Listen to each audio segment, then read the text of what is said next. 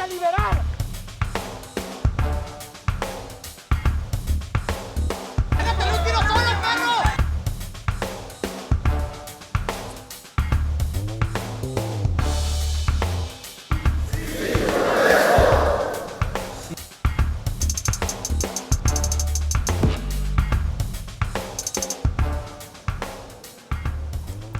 Buenas noches, bienvenidos y bienvenidas a Con Todo Respeto, el programa de análisis y debate del Canal 44 de la Universidad de Guadalajara.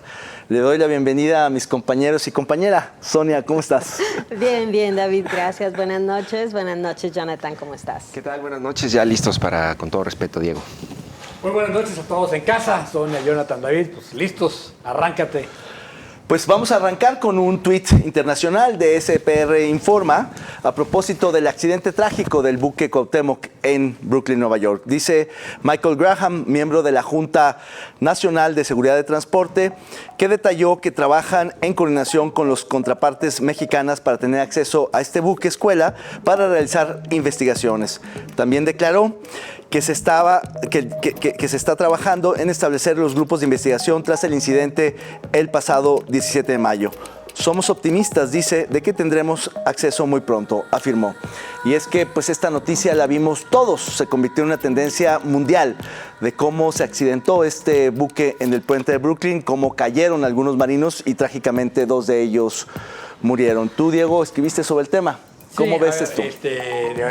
Primero, pues, es absolutamente trágico y es terrible ver cómo un barco de ese tamaño va y sus 3 mástiles quedan destruidos debajo del puente. Iban en formación de honor, que significa que van todos los marinos en las botavaras, listos para sacar las velas. Es un poco, digamos, una forma elegante de despedirse del puerto, ¿no? Es un poco de show, el show que da el barco cada vez, ¿no? Y van con arnés, pero bueno, a la hora que chocan, 2 de ellos mueren, hay 22 heridos, 3 de ellos muy graves, es decir, puede haber más muertos en este trágico accidente. Y lo que está aquí, lo que dice claramente el Buró Nacional de Estados Unidos que investiga accidentes de transporte, que investiga cualquier accidente de avión, ferroviario o marítimo, es que espera tener rápido acceso al buque. ¿Eso qué significa? Que México, como es de la Marina el barco, puede negar el acceso. Y entonces no vamos a tener acceso a las bitácoras de mantenimiento. Yo creo que el gran problema aquí es un problema de mantenimiento. El barco no fue capaz de salir avante, ¿no? Cuando pasa 6 minutos de que suelta amarras del muelle hasta que choca, ¿no? En esos 6 minutos, las primeras maniobras, evidentemente estaba con el barco piloto, y había un piloto, como es lo de la costumbre en estos casos, del puerto, que son los que saben cómo son los movimientos en ese tipo de puertos complicados. Pero el barco nunca arranca hacia adelante, ¿no? Nunca es capaz de tener tracción delantera, ¿no? Nunca, la propela nunca se ve funcionar, ¿no? Entonces, mi hipótesis, pero bueno, habrá que ver qué resulta, es que es un problema de mantenimiento, que ojalá de veras tengamos acceso a las bitácoras de mantenimiento del buque, porque si es así me parece una responsabilidad enorme. Una tragedia con un impacto mediático importante, Sonia. Claro, yo digo, me declaro mucho más ignorante, no conozco todos los detalles navieros que conoce Diego. Achis. Exactamente. No, pero por supuesto que el hecho de que se haya registrado la muerte de 2 personas ya lo vuelve necesariamente una tragedia. Son además este tipo de hechos internacionales en los que se ven involucrados los mexicanos que nos pasan a nosotros, ¿no? Y que son, por supuesto, penosos. El daño, por ejemplo, que se pudo causar al mismo puente, que es un puente además que es muy utilizado por peatones, por ciclistas. Me parece que pudo haber sido también una tragedia mayor, a lo mejor en otro horario pudo haber sido peor, pero bueno, creo que sí, que tenemos que esperar las explicaciones de las autoridades. Ojalá que México se preste a entregar la información que se requiera y que se haga una combinación además de datos, porque estando precisamente en un país, además en otro país, tiene que haber también información sobre las maniobras que se permitieron y que se estaban realizando en virtud de que también los encargados del puerto estaban pues al pendiente y participando en estas maniobras. Creo que luego pasa como muchos asuntos en el país, que al politizarse, como dice la presidenta, no solo por las críticas, sino por ellos mismos, que lo primero que hacen es defenderse en lugar de buscar una claridad y una solución y además responsabilidades, que es lo que tendrían que hacer. Lo primero que hacen es tratar de protegerse y ocultar y tapar, cuando me parece que aquí lo que tendría que hacer, por el impacto mediático que tuvo el gobierno mexicano, es transparentar lo más que se pueda, ¿no? El barco es una suerte como de espacio turístico donde sube gente y hacen fotos y da más. Y fue utilizado... Mientras está en el barco escuela. Hubo ahí, presencia de algunos activistas políticos, Jonathan. Sí, se criticó un poco y creo que fue parte de la utilización del tema políticamente por, sobre todo ahí, la oposición de este activista que llama al voto en la elección judicial. Digo, yo no sé a quién le pueda importar la elección judicial en Brooklyn, ¿no? Si no importa aquí en México, no sé qué efecto pueda tener en los votantes ese llamamiento al voto, me parece irrelevante. Lo que sí vi y me llamó mucho la atención es la manera y la cobertura mediática, y creo que despertó una especie de histeria anti-4T, ¿no? El accidente, porque al final pues lo representaban como un símbolo, ¿no?, de la ineficiencia, del ridículo de la administración de Sheinbaum, del morenismo, que yo digo, hay tantas cosas para criticarle al morenismo, a la presidenta y a la gestión a nivel federal del país, como para detenerse en algo que, en mi opinión, en este momento es eso, es un accidente. No tenemos claro si, en efecto, como dice Diego, pudo haber un problema de mantenimiento. Ya confirmaron en el transcurso del día que el piloto, quien iba a cargo, pues era un norteamericano, como dictan las normas internacionales. Es decir, al margen de todo eso, me parece una tragedia, y el enfoque mediático pone el acento, nada más porque ocurrió esta otra tragedia, que el asesinato de lo que vamos a hablar ahorita, de 2 colaboradores de Clara Brugada, pero si no, los medios, las radios, las televisoras no hablaban de otra cosa más que del ridículo de la 4T y de lo indignante que era tener la bandera de México con un accidente en el barco, que me parece que eso, más que pues abonar un poco al debate público, ¿no? Pues que se genera mucho ruido innecesario, ¿no? Y hartazgo. A mí me hartó, ¿eh? Ya había habido otro accidente donde cayó un marino desde lo alto de uno de los mástiles, se mató, ¿no? Y ahí pasó desapercibido. Porque fue en la India. Incluso me pareció en la India, y este fue muy filmado, o sea, había tantos turistas. Y era un símbolo, o sea, se convirtió en un símbolo porque era la bandera de México, Brooklyn, el antecedente, pero incluso me parece mucho más grave e hizo menos ruido. ¿Se acuerdan de este caso en una playa, unos cabos que estaban entrenando y que los mandan a nadar sin saber nadar y mueren? Y mueren. Eso es mucho, eso sí es una verdadera negligencia evidente, y era mucho más grave y no tuvo el eco que tuvo el barco. Pues hablando de tragedias, pues vamos al siguiente tuit de Ana Patricia Arteaga, que dice: asesinaron a Jimena Guzmán, secretaria particular de la jefa de gobierno de la Ciudad de México, Clara Brugada, y a José Muñoz, coordinador de asesores. Fue un asesinato calculado, no solo fue un crimen, fue un mensaje. Si ellos no están a salvo, ¿quién lo está? La vulnerabilidad que sentimos los mexicanos es real. La verdad es que sí fue un crimen tremendo, lo lamentamos muchísimo en este programa. Yo conocí a la secretaria particular y la verdad es que sí puso en shock a este país, una cosa tan trágica. Y no sé, Jonathan, tú estabas justamente hablando de el impacto de este tipo de sucesos. Sí, sí, pues me parece es un crimen político, ¿no? Es decir, tenemos el asesinato de 2, lo que sería la mano derecha de Clara Brugada, la jefa de gobierno de la ciudad de México, y otro colaborador. A mí me parece que lo único que puede concluirse, también sin tener la investigación a fondo ni saber de dónde viene, es que pues allí hay un mensaje del crimen a el grupo político que representa no solamente digamos, la jefa de gobierno de la Ciudad de México, sino el propio morenismo, ¿no? Es decir, porque además es en la Ciudad de México, es una ejecución que cada vez se están dando más a menudo. Yo leía un poco los comentarios de algunos analistas y me llamaba la atención que decían cada vez son más frecuentes las ejecuciones. Digo, creo que en Jalisco son tan comunes, ¿no? Que ya no, pero este tipo de hechos así, ¿no? No están acostumbrados. A mí sí me parece, la pregunta aquí es, ¿cuál es el mensaje y por qué? ¿No? Ya. Sonia. Sí, claro, fue un ataque directo, no deja duda. Es un ataque que simbra, por supuesto, al morenismo, y lo vimos en la conferencia de prensa matutina con la reacción de la presidenta Claudia Sheinbaum y hasta de Omar García Harfuch, que abandona la conferencia de prensa cuando le informan en el teléfono de lo que había ocurrido.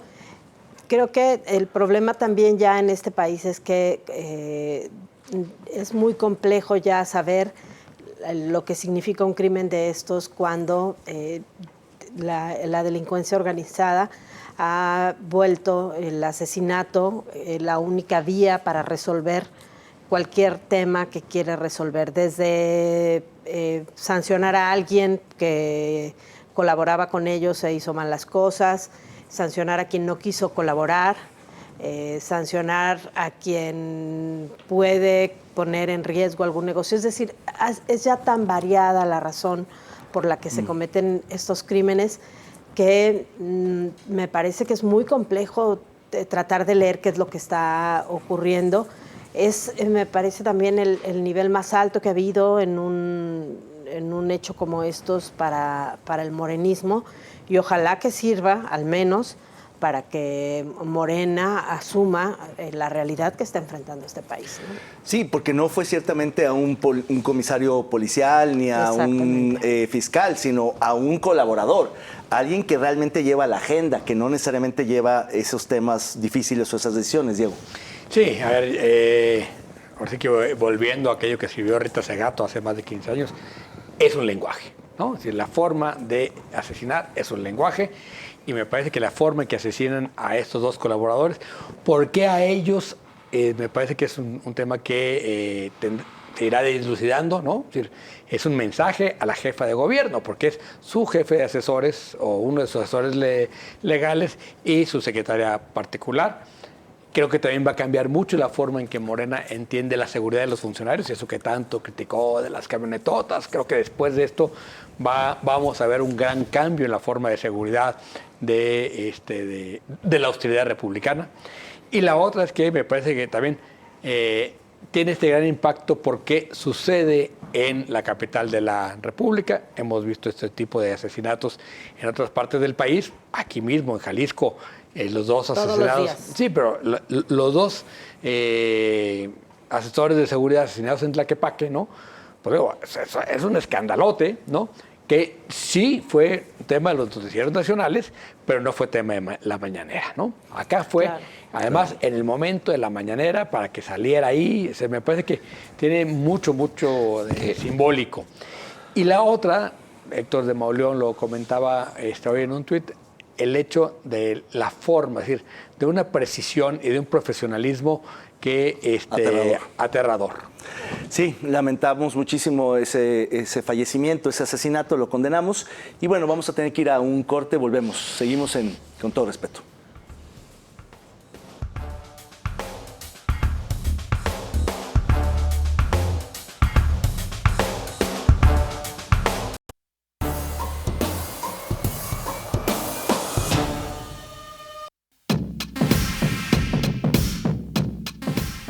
La DEA alertó sobre una posible alianza entre el Cártel Jalisco Nueva Generación y los Chapitos, facción del Cártel de Sinaloa liderado por los hijos del Chapo Guzmán. Esta unión busca enfrentar a los Mayos, seguidores de Ismael El Mayo Zambada, tras su arresto en 2024. La alianza podría expandir territorios y recursos intensificando la violencia en regiones como Sinaloa, donde se han registrado más de 800 asesinatos y 950 desapariciones desde septiembre de 2024. El descabezamiento de toda organización criminal, en este caso de los hijos del Chapo Guzmán, algunos detenidos, otros entregados por su voluntad, la familia ya en Estados Unidos lista para ser expatriada como testigos protegidos, en fin, dejó a grupos criminales a la deriva y lo que hicieron fue buscar una alianza. Todo parece apuntar a que se están aliando con el cártel Jalisco Nueva Generación, un cártel que tiene presencia, el cártel que más presencia tiene a lo largo y ancho del país, para sobrevivir a este enfrentamiento con los mayos, porque hay que recordar que quien entrega a el Mayo Guzmán, al Mayo Zambada, son justamente los Guzmán, los chapitos, hijos de el Chapo Guzmán. Esto puede significar no solo que continúe y se alargue la guerra de Sinaloa, sino que las zonas donde chocan el cártel de Sinaloa, de los mayos, con el cártel Jalisco Nueva Generación, como es esta zona de los Altos de Jalisco, el norte, Puerto Vallarta, etcétera, puedan sufrir consecuencias de estas nuevas alianzas, Sonia. Sí, yo creo que algo que nos ha quedado a lo largo de la historia en nuestro país es que el narcotráfico no se destruye, solo se transforma y que además no hay territorios que se cedan o que se limpien y que se queden limpios, ¿no? Siempre cuando hay un territorio que queda sin control, hay otro cártel que lo asume. Pero porque el Estado no lo ocupa. Exactamente. Entonces, a mí no me extrañan estas alianzas, las hemos visto en otras ocasiones. Pasó, por ejemplo, con el tema del cártel del Golfo y los Zetas, después cuando rompen el cártel del Golfo y los Zetas entre el cártel del Golfo y la familia de Michoacán, o sea, este tipo de alianzas que les permiten pues fortalecerse, apoyarse en momentos de crisis y pues supongo que para los chapitos no hay mejor aliado en este momento que el cártel Jalisco, ¿no? Sí. Para los llamados chapitos, ya sin los chapitos, es decir, claro, para los ejércitos. Para lo que quede. Así es, efectivamente, el narcotráfico no se crea ni se destruye, sino solo se transforma. Y es interesantísima la recomposición de alianzas y de conflictos entre los distintos grupos del crimen organizado. Pero lo que sí queda claro es que más allá de estos pormenores o estas hipótesis, lo cierto es que el cártel Jalisco Nueva Generación sí se está convirtiendo en el cártel hegemónico del país y es ya considerada la organización criminal más importante del mundo. No solo por su presencia en todos los estados del país, sino en 40 países en el mundo. Entonces, pues es muy preocupante cuando hay estas interpretaciones, hay estos indicios de que hay alianzas, o mejor dicho, de que algunos se subsumen al cártel Jalisco, se entregan, colaboran, se asocian, se alían, porque eso alimenta a esta organización criminal que cada vez es más difícil que el Estado la pueda realmente combatir. Jonathan, ¿cómo ves? Fíjate que esta sugerencia de que podía haber una alianza entre los chapitos y el cártel Nueva Generación, pues en realidad son un par de líneas del informe de la DEA de 2025, no da más elementos, y a mí me llamó la atención que si tú revisas este informe de la DEA de 2025, ahí dice que el cártel Nueva Generación tiene influencia en 40 países al menos. Dice que el cártel de Sinaloa también, y muestra dos mapas de la influencia, ¿no? En donde divide la DEA en dos, en donde tienen una presencia, digamos, significativa, es decir, que prácticamente dominan, y en donde tienen solo presencia sin ser significativa. Y tú revisas y prácticamente está partido el país, ¿no? O sea, la zona centro y sur para el cártel Nueva Generación y la zona norte para el de Sinaloa. Y lo que dice un poco en este informe de la DEA de 2025 es que pues prácticamente están a la par en este momento en influencia, en poder, ¿no? Y tan es así que hay una disputa fuerte. Yo lo que revisé fue también el informe de 2019 y me encontré un dato muy interesante, pero en 2019 la DEA en ese mismo informe que es anual decía que el cártel Nueva Generación era el segundo más poderoso del país y le dedicaba nada más algunas líneas. ¿Se acuerdan que creció más o menos con Aristóteles? 6 años después, ¿no? prácticamente está a la par del Sinaloa y como dices Diego o David, pues su influencia global en realidad es también mucho mayor. Es decir, en los últimos 6 años, lo que también podemos concluir del informe de la DEA es que se consolidó el poderío y la influencia del cártel Jalisco Nueva Generación y la pregunta es, ¿por qué? ¿Y cómo? Y hay 2 indicios en el informe de la DEA. Uno dice la corrupción de servidores públicos, la corrupción del sistema bancario y una eficiente manera de lavar dinero a través de su organización criminal, que también hermana, que le denominan los Queenies. O sea, me parece que ahí hay un indicio de por dónde hay que empezar a atacar el problema, ¿no? Sí, a ver, y yo creo que es muy interesante en el caso del cártel Jalisco Nueva Generación, ver digamos, la génesis y la forma en que ha ido creciendo. Primero fueron los famosos torcidos, ¿no? Claro. En esa decisión cuando cae el Lobo Valencia y luego supimos que lo había traicionado el Mencho, ¿no? Son los torcidos que se alían curiosamente con el cártel de Sinaloa y la resistencia que se alían con los Zetas. Vencen a la resistencia, se quedan los torcidos, se declara como cártel Jalisco Nueva Generación, si hay una declaración oficial en un video. Por ahí del año del 2012. 12 por ahí. 12, ¿sí? ¿no? 11, 12. Reciente. Sí, Sí. Y a partir de ahí viene un crecimiento con muy Aristóteles fuerte crece, ¿no? del cárcel, porque se mete a áreas, o sea, ha sido muy innovador en el tipo de drogas que exporta, ¿no? Es decir, Recuerdo que Nájera lo negaba, ¿no? Que existiera un cártel que se llamara así. Sí, porque ellos aparecieron y dijeron, no, hombre, esto no es fake, el video lo bajaron. Pero bueno, lo interesante es, uno, cómo han captado territorio, ¿no? Es decir, cómo en estos que te gusta, es decir, 12 años que lleva el cártel, tiene prácticamente la mitad del territorio de Jalisco controlado, ¿sí? Y cómo han ido controlando muchos otros estados, porque su estrategia ha sido absolutamente territorial, Sonia. Sí, yo creo que podría haber a lo mejor un punto de partida que son las campañas, ¿no? El nivel de dinero que se ha movido en las campañas podría ser, pues por lo menos el noviazgo de la política con el cártel, para luego la consolidación de este matrimonio que les permite prácticamente ser los dueños del territorio. ¿Tú crees que habría que investigar las campañas? ¿Con cuál se te ocurre que A habría mí que me investigar? parece que es el principio, o sea, yo no digo que sea el único momento en el que interactúan, pero sí me parece que es cuando empieza esa relación, porque cuando un funcionario público menor ejerce un trabajo, no necesita tener ese contacto. ¿Cuándo es que se da?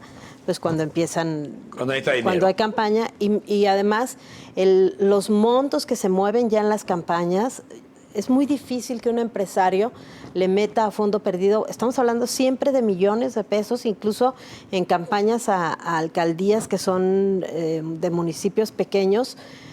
Yo no entendería quién le daría esa cantidad de dinero a fondo perdido. No me parece que haya negocios, salvo algunos legales, que recuperen esa inversión, a menos que el negocio sea el control del territorio. Pero por eso luego se quedan con obra pública, con compras y por supuesto ya con con seguridad. todo. O sea, que era lo que platicamos hace un par de semanas, debemos dejar de ver a los cárteles como vendedores de drogas. Claro. Claro. Los cárteles ya son todo. No, el crimen organizado Exacto, completo. por supuesto. Habla de lo que sería el robo de combustible o la ordeña, el fraude y la extorsión, y lo que dice el informe, se inmiscuyen en industrias legítimas, como campo. por ejemplo los tiempos compartidos en el caso de Puerto Vallarta, y allí operan incluso con fraudes en el tema maderero, ahí tienen sus aserraderos, reforestan pensando en que Los eso es a largo berries, plazo. el aguacate, la el mina. agave, tequila, en todas lavado, partes. todo lo que es lavado. Pero bueno, yo creo que aquí la parte interesante es, digamos, el cártel Jalisco se queda como el cártel hegemónico. La pregunta va a ser cómo va a reaccionar el gobierno de Claudia Sheinbaum y de Pablo Lemos frente a esto. Pareciera que hay un cambio en la política a través de las señales que manda García Harfuch. Tiene en particular tema con el cártel Jalisco Nueva Generación. Vamos a ver si es cierto. Pero por lo pronto vamos a una de las escenas más denigrantes que ha vivido la política nacional. Esta obligación a pedirle disculpas, a ofrecerle disculpas a el senador Gerardo Fernández Noroña por parte del abogado que lo increpó en un salón del aeropuerto. Escuchen esto.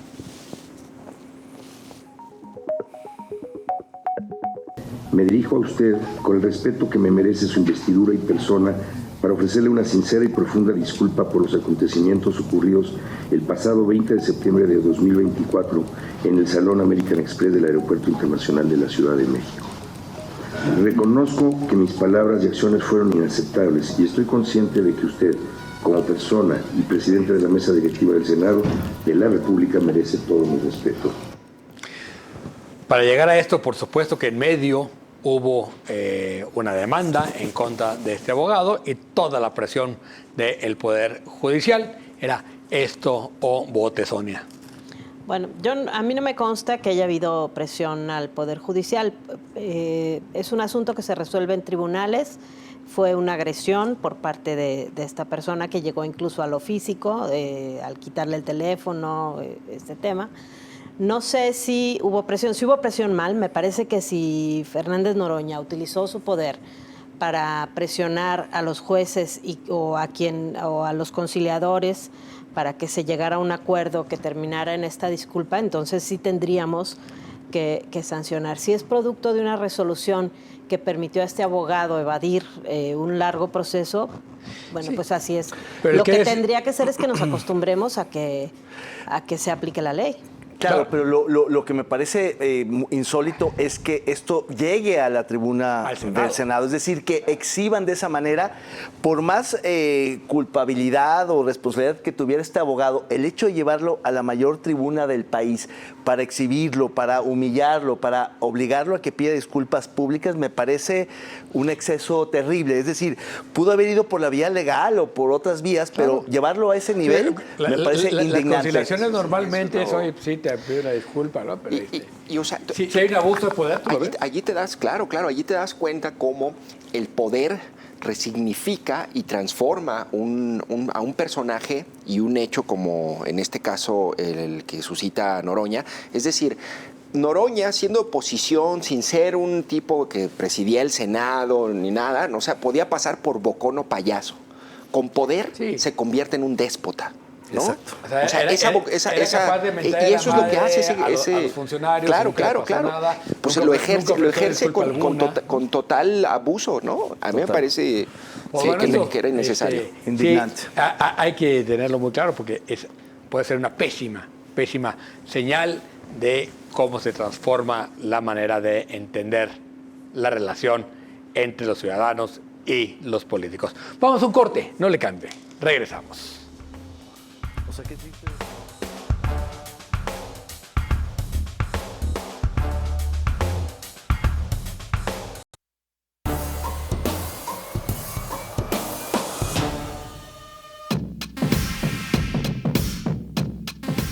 Tuxpan de Bolaños, Jalisco, celebró una consulta histórica para decidir entre mantener el sistema de partidos políticos o adoptar un sistema normativo propio basado en usos y costumbres. Organizado por el IEPC Jalisco, el proceso incluyó votaciones a mano alzada en 18 comisarías y urnas electrónicas en la cabecera municipal. Los resultados preliminares indican una mayoría a favor del cambio. El cómputo oficial se realizará en los próximos días y será enviado al Congreso Estatal para su resolución final. Se trata de un ejercicio democrático interesante porque básicamente están planteando la posibilidad de que un municipio como Bolaños decida de qué manera se quiere gobernar. Si por el método tradicional de usos y costumbres o en el método, digamos, hegemónico de partidos y elecciones constitucionales. Todavía están por darse los resultados oficiales, pero independientemente del resultado, sea a favor o en contra, el hecho mismo de someter a votación algo así me parece que es una manera de involucrar a la ciudadanía, de promover la participación. Jonathan, ¿tú cómo viste el ejercicio? Sí, entiendo que creo que son 5 días. El viernes probablemente ya sepamos. estaba revisando, hubo una participación de alrededor del 50% pasaditas, lo cual es bueno, digamos, es una población pequeña de alrededor de 6,000. A mí lo que me llamó la atención, digamos, aparte de lo inédito del ejercicio, de la posibilidad de deshacerse de los partidos políticos, que creo que por eso llama la atención, ¿no? Lo que también me pareció peculiar es que en realidad no hay un consenso general, o sea, están divididos y hay un debate en la comunidad sobre por qué renunciar. Ellos llaman una parte a la democracia y otros que dicen, no, pues ya los partidos no nos representan, ¿no?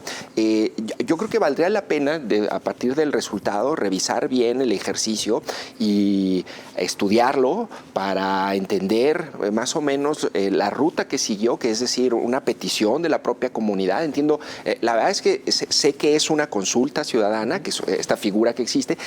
Entiendo que hay un proceso legal y después un tribunal falla a favor de ellos, pero bueno, toda esa ruta y la posibilidad que abren, también habría que aclarar que una vez que se apruebe, si es así, es decir, si todos votan a favor de cambiar a un régimen de usos y costumbres, ¿no? La mayoría, perdón, también el Congreso todavía tendría que hacer las adecuaciones y aprobarlo, pues, pero me parece un ejercicio, un experimento muy interesante. Falta mucho, quizá el riesgo sea que no tiene un fundamento jurídico muy sólido y es muy impugnable, es decir, por eso digo que más allá del resultado, el ejercicio es interesante, pero todavía falta mucho trecho por recorrer, Sonia. Lo ha pasado en otros municipios del país que lo han logrado y siguiendo precisamente los pasos. Me parece que no estamos tan acostumbrados a que se utilicen realmente las opciones que hay de participación ciudadana. Se han vuelto, la verdad, algo que está en el papel y que solo sirve para que los consejeros en los institutos electorales puedan ganar su salario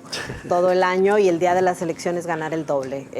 Para eso han servido los ejercicios de participación ciudadana. Y por eso me parece que es muy relevante que se haya hecho en serio y que hay un gran movimiento en todo el país de los pueblos originarios para tener sus propias autoridades, sobre todo en los territorios en los que son mayoría, y tiene que ver sobre todo, creo, con la administración de los recursos públicos, porque normalmente en donde los gobiernos son emanados de partidos políticos, las comunidades indígenas, aun cuando sean la mayoría de la población, tienen las mismas condiciones de marginidad en todo el país. Entonces, es un movimiento que ha impulsado mucho el Consejo Nacional Indígena. Ojalá que si la mayoría de los habitantes de este municipio de Bolaños deciden a favor de tener sus propias autoridades bajo sus principios de usos y costumbres, ojalá que el Congreso no sea un obstáculo. Sí, si es su voluntad, ojalá se la respeten, Diego, ¿no? Sí, a ver, lo que es curioso, o por lo menos a mí me resultó, es que nazca en Bolaños, que no es... No es el más indígena. Es el más indígena. En Bolaños sí es bastante mixto, ¿no? Como vemos en las imágenes, ¿no? Claramente, si no es un municipio puramente indígena. Y creo que hay Cuautitlán de García Barragán, es muy indígena, Tuxpan, Mezquití, que es el más indígena en términos de los birráricas, ¿no? Los otros dos son nahuas. Más bien nahuas. Entonces, Mezcala es muy mezclado. Creo que va a abrir una puerta, va a abrir un debate importante. La pregunta es cómo va a reaccionar el Congreso, ¿no? Porque si la mayoría lo decide, no creo que el Congreso tenga que ser un obstáculo. Es que yo creo que el Congreso, mi hipótesis es que el Congreso es el que va a poner el obstáculo, porque si abrimos esta puerta se nos van a ir varios. 6-4. ¿No? Sí. Se nos van a ir 6-7, fácil. 6-7, ¿no? sí, Como ocurrió en Oaxaca. Ocurrió en Oaxaca, ocurrió muchísimo, en Michoacán, ¿no? Entonces, y la otra es, de repente están como muy endosificados los usos y costumbres. Pueden ser cosas horribles con lo que pasa en Guerrero, ¿no? Es decir, claro, las usos y costumbres también, en términos de derechos de las mujeres, en términos de pero también hay administración de casos justicia, importantes de en logros y Chiapas, triunfos. en Michoacán, Claro. con Cherán. Yo creo que hay, el caso de las abejas en Chiapas es muy interesante, Cherán es muy interesante, pero vemos municipios en Guerrero que también son exactamente todo lo contrario. Entonces, yo creo simplemente que hay que abrirlo, hay que debatirlo. Me parece que hay que esperar el resultado. Todo parece que indicar que ganó el sí a los usos y costumbres, y tendrá que debatirse en el Congreso para legislarlo, porque no está legislado eso en Jalisco. Ojalá que se abra la puerta porque esa pluralidad política puede permitirnos recuperar la esencia de la participación y la democracia. Vamos a ver este video de la rectora general, Carla Planter, de la Universidad de Guadalajara, a propósito de la autonomía universitaria. Veamos. Los curadores más experimentados de Con Todo Respeto han preparado esta exquisita pieza de arte visual. Quiero ser muy clara y muy enfática. La única instancia que decide y define el destino de los recursos de la Universidad de Guadalajara es el Consejo General Universitario y nadie más. Usted, póngale el nombre. Ahí está Carla Planter haciendo una alusión al tema de los recursos de la autonomía para asignar y gastar los recursos de la universidad. ¿Qué nombre le pondrían, colegas? Gatito con los pesos, no. ¿Tú, Sonia? Una pequeña luna de miel, duró poquito. Duró poquito, justo. Jonathan. No sé, pues el conflicto reloaded, ¿no? La leona rugió y efectivamente se acabó la luna de miel. Que ya dijo Pablo, yo ¿no? Que está Que exagerado no. el conflicto, me parece que no era... Pablo lo desactivó esta mañana, Sí. ya dijo que no se va a enganchar en ningún pleito, que ratifica Bueno, pero su... ha habido otros, es que no es solo ha habido tensión de parte del gobierno del Estado. Me parece que claro, con los hospitales civiles, en con el campaña agua, firman la autonomía, con la este, desaparición de jóvenes. Ellos han jalado mucho la Y cuerda, la diferencia con Pablo es que Pablo no dice, no declara, pero sí hace. pero filtra. ¿No? Entonces, o sea, No, y no Alfaro dice hacía las dos filtra. cosas, ¿no? Lo que era transparente y se enojaba, ¿no? Sí, era más frontal. Sí, Sí. sí. Pero Pablo te puede decir no y por Te debajo puede de la decir sí, por mesa, abajo de la mesa, pues, ¿sabes? esa es la diferencia. Yo creo que por eso también la rectora dice, bueno, ahí te va un mensajito. Sí, y no solo la rectora, el El Consejo Consejo de de Rectores, Rectores. porque Claro. el desplegado es muy, muy contundente. El desplegado que firman todos sí es muy claro, ¿no? Ya. Bien, pues vamos a ir a un corte. Estamos en Con Todo Respeto. Volvemos. No le cambie.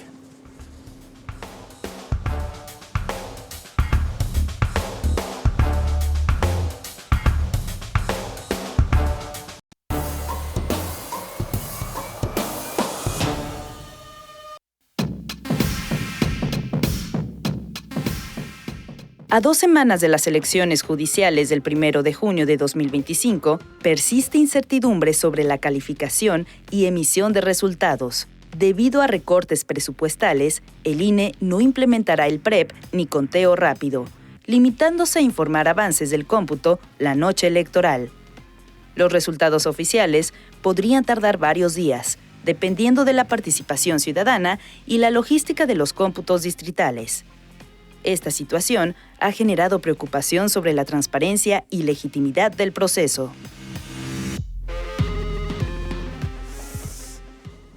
¿Qué podía salir mal en la elección judicial? No más todo.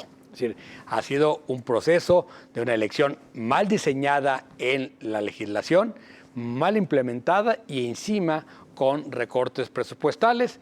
Hoy resulta que no solo no se van a contar los votos en las casillas, sino que no van a anular las boletas en las casillas, van a entregar las boletas, con lo cual nadie sabe en esos paquetes que entreguen a los comités distritales cuál va a ser el enjuague.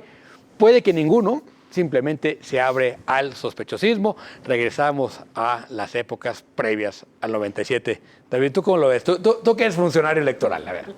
Pues sí, la verdad es que es una fórmula que básicamente incluye todos los ingredientes de sospecha, de, digamos, opacidad, de desconfianza que desmontamos a lo largo de décadas en la transición a la democracia y que la oposición hoy en el gobierno, en el poder, siempre criticó. Es decir, si revisamos cada una de todas las decisiones de la autoridad electoral, todas tienen que ver con este tipo de cuestiones: recorte presupuestal, instalación de pocas casillas, complejización de la boleta, mala capacitación de funcionarios electorales. Todo, absolutamente todo lo que se criticó por parte de la oposición hoy en el poder es lo que está haciendo la autoridad electoral, que ya no es un árbitro, que ya es una dependencia más del gobierno federal, que está simplemente ejecutando lo que le dictan o desde el partido o desde la Cámara o desde la presidencia. Pero hoy el INE, que solamente mantiene sus siglas, es ya una especie de entelequia de lo que llegó a ser en su momento como garantía que otorgaba confianza, legitimidad y credibilidad a los procesos electorales. Aún así, en algunos casos se cuestionó fuertemente al INE, como en el 2006, ahora con esta elección en la que seguramente van a participar en el orden de un dígito y que va a haber un enorme cuestionamiento no solo de los resultados, sino del proceso mismo, puede ser el fin de una era que conocimos donde el INE fue árbitro. ¿Tú crees que sea el fin del INE en muchos sentidos? No, porque lo van a seguir necesitando para las elecciones. Lo que sí me parece es que ha resultado peor de lo que podíamos haber esperado, ¿no? Me parece que es incluso peor para Morena. Yo no entiendo cómo harán para manipular a favor de sus candidatos con el enredo de elección que hicieron. Vemos incluso a los propios candidatos sin saber cómo moverse. Para pedir, por ejemplo, una entrevista, les da miedo, te piden que les expidas una carta que diga que no pagaron por esa entrevista, que sea membretada, que esté firmada por el director.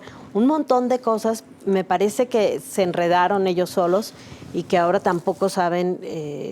Yo no creo que nadie tenga certezas sobre lo que va a ocurrir el 1 de junio. Lo que sí, o sea, estoy segura que es una elección tan compleja que a la gente no le va a dar la gana de sacrificar su domingo para ir a votar. Exactamente, sí, exactamente. Y además quien lo haga, nos compartía hace unas semanas Jonathan, que intentó hacer el ejercicio. Yo también ya medio me metí. Está tan complicado que no te dan ni siquiera ganas de estarle revisando. ¿Cuántas horas te aventaste? No, necesitaba No, hizo yo... un cálculo, no lo hizo, nomás cálculo. Eran horas, no me acuerdo pero pues eran horas, días revisando cada uno de los perfiles así, para votar a más o menos para conciencia. votar a conciencia, ¿no? O sea, son 80 y tantos candidatos que tienes que elegir, al menos en una circunscripción en Guadalajara, por decir. Yo fíjate que la otra vez me escribió una amiga y me dice, oye, y si hay poca votación, es decir, si hay poca afluencia de votantes, se anula la elección, ¿verdad? Dice, porque pues con poquitos no va a tener validez. Le dije, con no, un voto. Basta con que vote el 1%, y de hecho los cálculos, claro, los más optimistas son del 12%, pero hay quien dice entre 5 y 8%, ¿no? Claro, si tuviera un umbral para que fuera vinculante y válida, sería interesante. Pero prácticamente si vota el 1%... si hay más votos nulos que votos ejercidos, sí se puede anular la elección. ¿Sí? No, claro.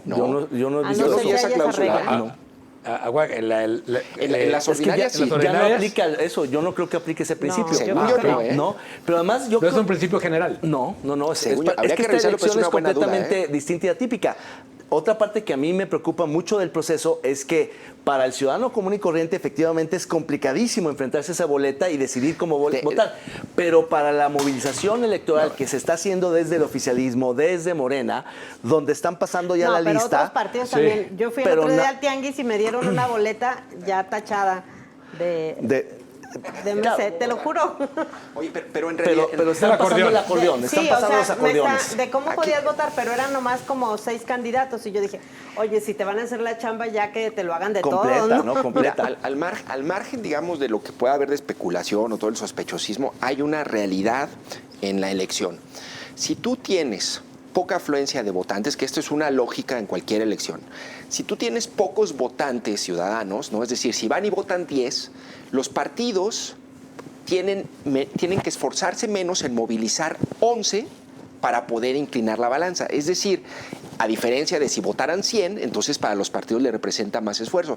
Aquí lo que va a pasar, y yo ya tengo noticias de que incluso Movimiento Ciudadano ya está operando para llevar votantes, porque lo que van a hacer es, con tan poca afluencia de ciudadanos, ¿no?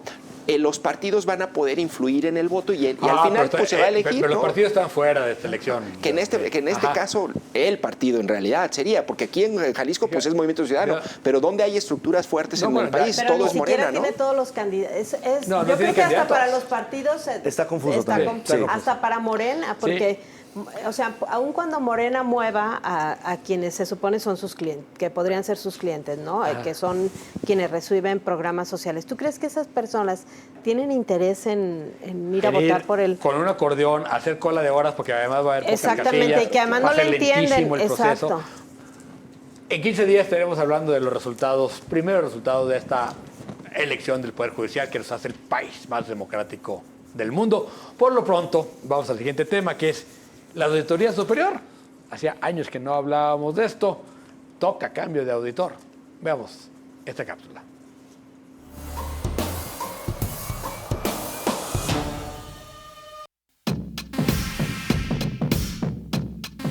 La Auditoría Superior del Estado de Jalisco enfrenta críticas por su ineficacia en sancionar entidades gubernamentales omisas. A pesar de detectar irregularidades en cuentas públicas entre 2019 y 2022, no ha habido consecuencias para funcionarios de la administración de Enrique Alfaro, incluso ante gastos discrecionales durante la pandemia y el uso de recursos extraordinarios por casi 50,000 millones de pesos.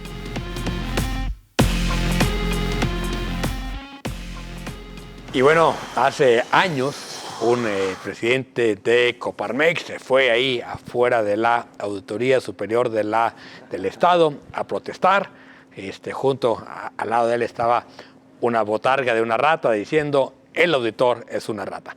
Hoy a este gobernador, Pablo Lemus, que entonces era el presidente de Coparmex, le toca un cambio de auditor. La gran pregunta es, ¿qué auditor quiere el gobernador Pablo Lemus? ¿Quiere un auditor como lo peleaba cuando era presidente de Coparmex o quedará un auditor a modo Jonathan?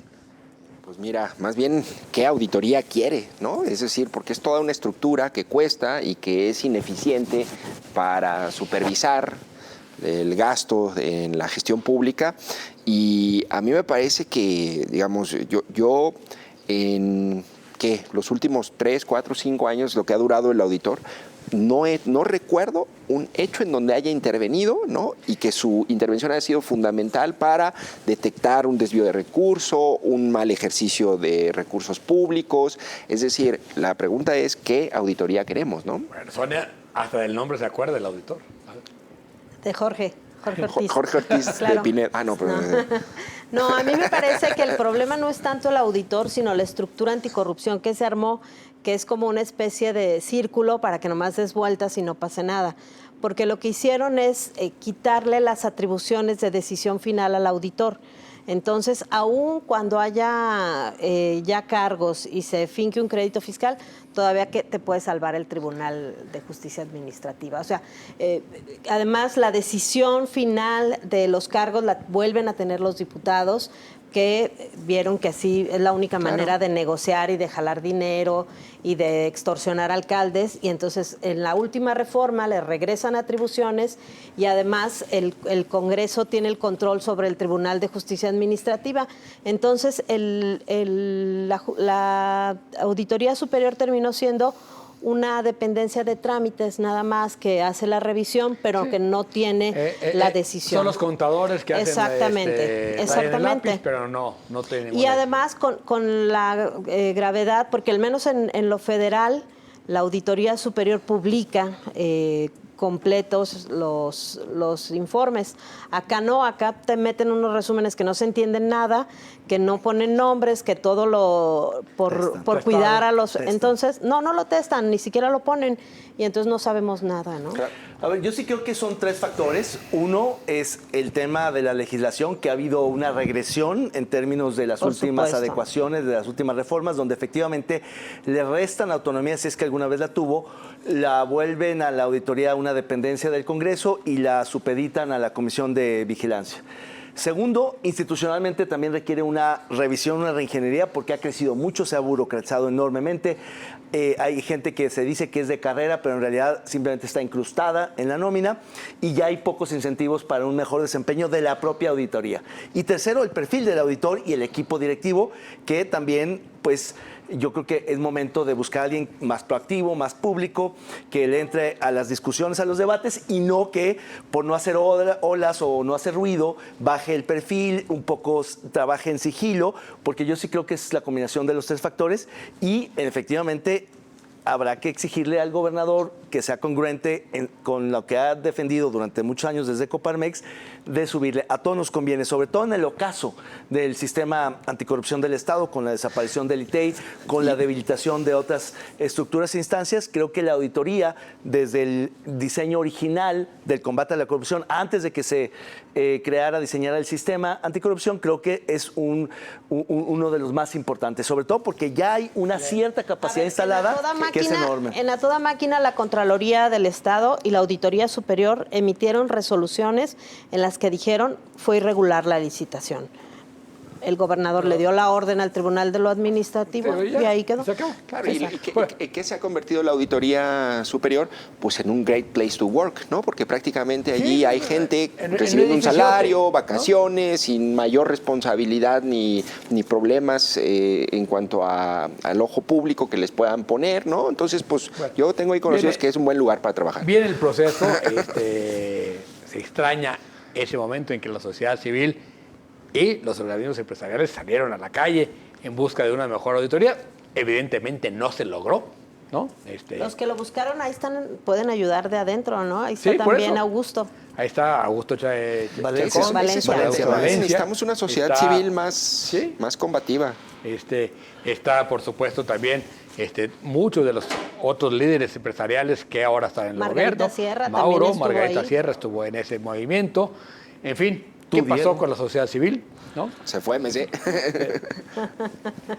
Bueno, pues muchas gracias. Gracias a todos por haber atendido el programa el día de hoy. Nos vemos, nos escuchamos la próxima semana aquí en Con Todo Respeto. Sonia, David, Jonathan. noches. Buenas noches. Gracias. Compañeras. ¡Hasta liberar!